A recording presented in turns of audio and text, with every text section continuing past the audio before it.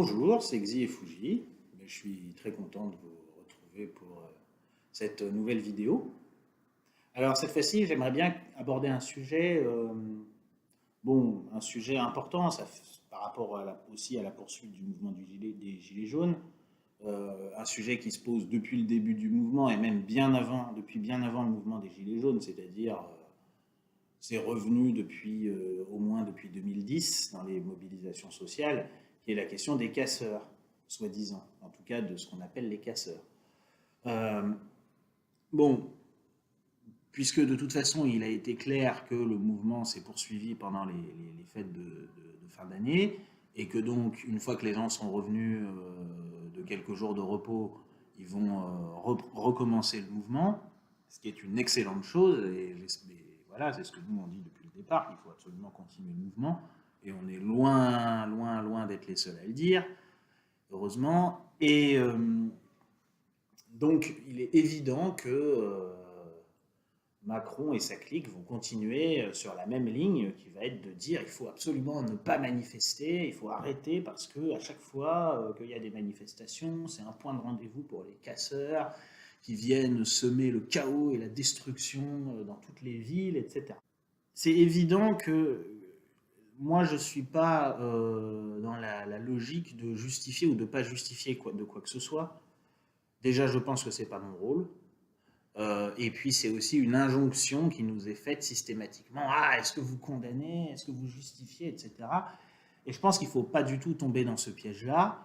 Euh, C'est-à-dire que il faut déjà commencer par comprendre, par analyser ce qui se passe, au-delà même de toute question de justification ou de non-justification. Voilà. À partir du moment où on nous dit est-ce que vous justifiez, il faut commencer par dire mais d'abord de quoi vous parlez, il s'agit de justifier quoi. Alors, il est évident que la représentation du casseur, parce que c'est quand même une représentation, est quelque chose qui est très largement véhiculé par le gouvernement, par le ministère de l'Intérieur et surtout par les médias, que les médias ont donc un énorme pouvoir pour caractériser ce qui se passe dans la tête de ceux qui les regardent. Euh, je pense que ceux qui regardent cette vidéo, je pense que si vous êtes là, c'est pas complètement par hasard. C'est bien que au moins vous adhérez, au moins pas complètement, au discours qui est véhiculé dans les médias. Euh, mais vous savez que même les gens qui ont des doutes sur ce que disent les médias, et je pense que la majorité du peuple a des doutes sur ce que disent les médias, eh bien tout le monde est malgré lui influencé par les médias. Même si on se croit complètement en dehors de l'influence de la pensée dominante, on est toujours influencé par cette façon de penser. Parce que les médias sont omniprésents. Les médias, déjà, ils ont un énorme pouvoir, c'est celui de la dénomination. C'est eux qui ont permis d'imposer la dénomination de casseur. C'est eux qui ont choisi un mot et une représentation qui va avec. La représentation du casseur, ce serait quelqu'un qui n'en aurait rien à faire des manifestations, qui ne serait pas là pour manifester entre guillemets démocratiquement ou entre guillemets pacifiquement, et qui viendrait ici uniquement pour foutre le bordel ou pour casser. Mais ça, c'est pas la réalité, ça c'est une représentation. Euh, Moi, je peux vous dire, parce que j'ai quand même vu pas mal de manifs dans ma vie, je peux vous dire que l'idée de personnes totalement extérieures à la manif qui viendraient uniquement pour casser, ça ne correspond pas à la réalité. Et ceux qui y croient, je les invite avant tout à venir en manifestation pour au moins regarder de leurs propres yeux ce qui se passe. Donc les médias ont réussi à imposer ce mot, et malheureusement ce mot il est aujourd'hui repris par des organisations par exemple de gauche ou par des syndicats qui normalement devraient être du côté du peuple, et pourtant ils acceptent d'utiliser ce mot de casseur, alors que ce mot il n'est pas neutre. Voilà, comme je viens de l'expliquer. Et puis les médias, ils ont aussi un énorme pouvoir, c'est le pouvoir de l'image. Même quelqu'un qui ne croit pas les journalistes, il va quand même regarder et il va quand même voir des images. Et les images ont un énorme pouvoir, ça frappe les imaginations, ça s'ancre dans les esprits. Or, ces images, une image, elle montre la réalité sous un certain angle, mais une image à elle toute seule ne peut pas donner un tableau complet de la réalité objective. Euh, particulièrement parce que quand vous voyez sur une image des gens en train de tout casser dans la rue, vous vous dites ah quel méchant ces casseurs, etc. Mais vous ne voyez pas ce qui s'est passé avant, vous ne voyez pas ce qui s'est passé après, et vous ne voyez pas ce qui s'est passé pendant, en dehors du champ de la caméra. Vous voyez? La vérité crue, c'est que dans 99,9% des cas, c'est toujours la police qui est à l'initiative de la violence dans les manifestations. C'est-à-dire que la violence ne commence pas par des manifestants, elle ne commence pas par des soi-disant casseurs, elle commence d'abord par une attaque de la police. Et les violences, les casses, pour l'essentiel, se produisent dans le cadre d'une réaction d'autodéfense des manifestants contre cette agression de la police. Et ça, c'est la réalité. Venez, si vous ne me croyez pas, allez voir. Voilà. Vous avez le droit de ne pas me croire. Allez voir par vous-même. Et ça, c'est quand même quelque chose d'assez problématique parce que, si vous voulez, c'est une remise en cause du droit à manifester. Comment se fait-il qu'aujourd'hui, on ne peut plus faire une manif ou de moins en moins faire une manif sans avoir droit à des attaques systématiques de la police? Voilà, comment ça se fait qu'aujourd'hui, il y a des personnes, par exemple, qui peuvent être handicapées ou qui peuvent avoir du mal à marcher, ou des personnes qui ont peur pour X ou Y raison, parce que, voilà, dans leur travail, elles ne peuvent pas se permettre d'avoir des soucis, etc. Comment ça se fait que toutes ces personnes-là peuvent maintenant arrêter de manifester, ne plus venir manifester parce qu'elles ont peur? Elles n'ont pas peur des casseurs, elles ont peur de la violence policière. Comment ça se fait que d'autres personnes qui ne connaissent pas les manifestations ne viennent pas en manifestation parce que les médias leur ont dit qu'ils allaient tomber sur des vilains casseurs? Comment se fait-il qu'on soit en train de se laisser piéger? Alors heureusement, pour la plupart, beaucoup d'entre nous ne se laissent pas piéger, mais que pas mal de gens se laissent piéger dans ce système qui est une vraie remise en cause du droit à manifester aujourd'hui. Et ça, c'est extrêmement grave, parce que on voit déjà que Macron mène une politique au service des ultra-riches qui est d'une extrême violence, mais si jamais il n'y avait plus le droit à manifester, alors là, ce serait open bar, quoi. Deviendrait n'importe quoi, il n'aurait plus aucun frein. Donc, ça, c'est la réalité. Maintenant, je ne suis pas en train de nier le fait qu'il y ait de la casse, vous l'avez compris.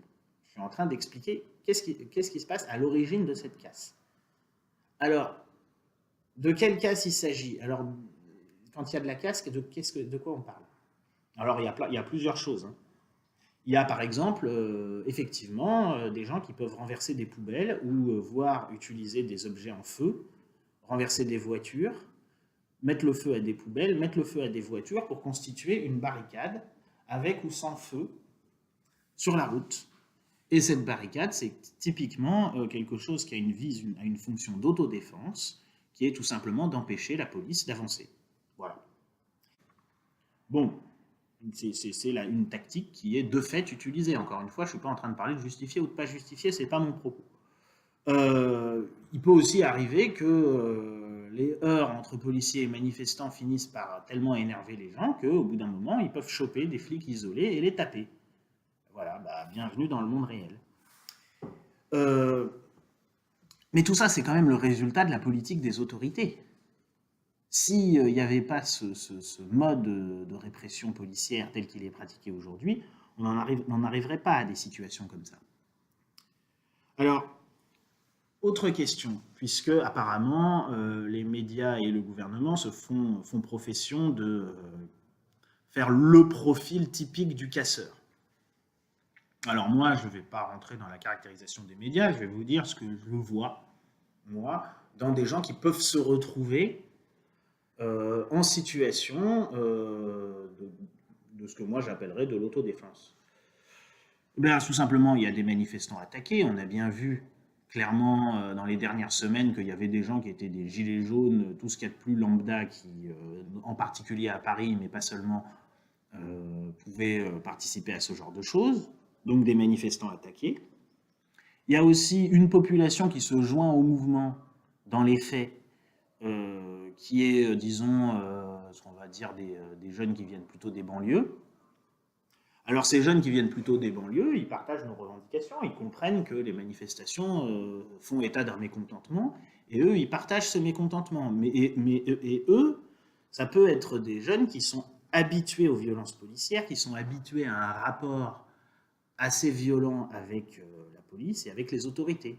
Pourquoi? Parce que la police et les autorités les ont habitués à ça. La société, c'est des jeunes à qui la société ne donne pas de perspective. Elle ne leur donne pas de perspective pour s'en sortir. Tout ce qu'elle leur donne, c'est les contrôles aux faciès, les violences policières, etc.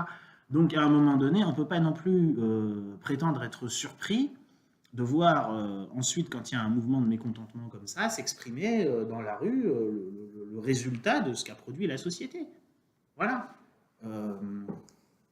Comme il faut par exemple bien considérer que ces jeunes ne sont pas, qu'on dit entre guillemets issus de l'immigration, ils ne sont pas le produit du fait d'immigrer, ils sont le produit de la condition dans laquelle on les fait vivre ici.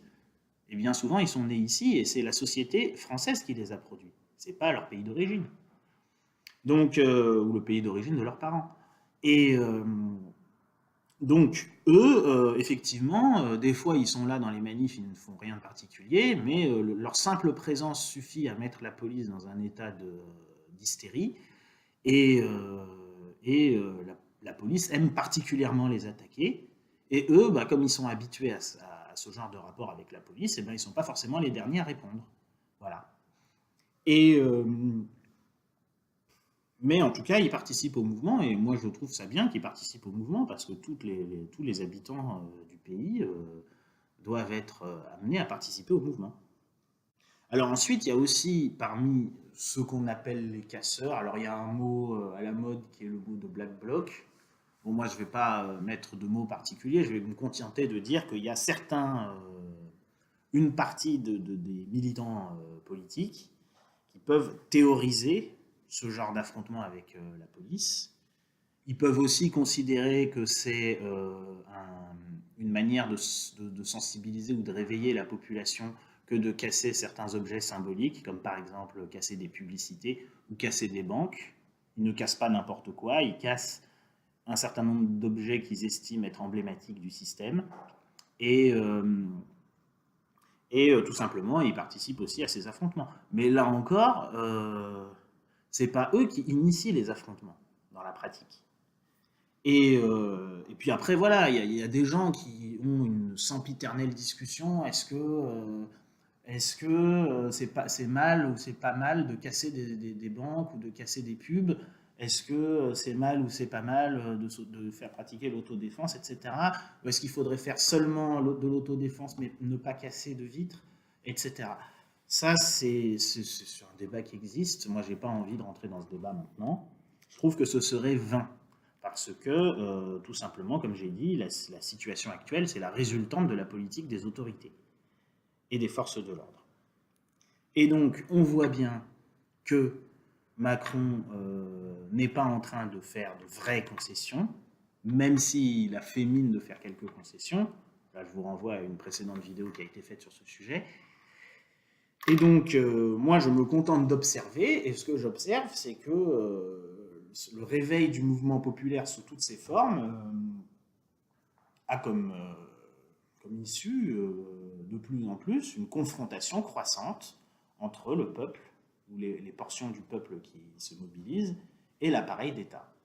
Et donc, effectivement, on ne peut que assister progressivement à une certaine forme d'escalade, à partir du moment où le droit de manifestation n'est pas garanti, et on ne peut pas arrêter le droit de manifester. Voilà. On ne peut pas arrêter de manifester, on n'arrêtera pas de manifester, voilà, quoi qu'il arrive. Et voilà, moi je pense que cette répression policière, elle est de la responsabilité du pouvoir. Il faut se demander, eux, jusqu'où ils sont prêts à aller. Il faut quand même savoir que dans des manifestations, on a vu des fusils à lunettes, qui n'ont pas été utilisés, mais c'est des fusils qui sont faits pour tirer à balles réelles. Récemment, il y a un policier qui a braqué des gens avec son arme de service. Donc, on va se demander si à la fin des fins, maintenant ils utilisent déjà des blindés, si à la fin des fins, il n'y aura pas des tirs à balles réelles sur des manifestations, comme ça se faisait jusqu'au début des années 60. Voilà. Ça s'était arrêté depuis, mais ça pourrait recommencer. Finalement, c'est un peu dans la logique d'un pouvoir qui est complètement au service d'une petite minorité, de finir par en arriver à des moyens de ce type-là. Voilà. Donc, qu'est-ce que vous voulez que je vous dise d'autre? Je pense que moi, ce que je peux déjà dire, c'est qu'on continuera à manifester.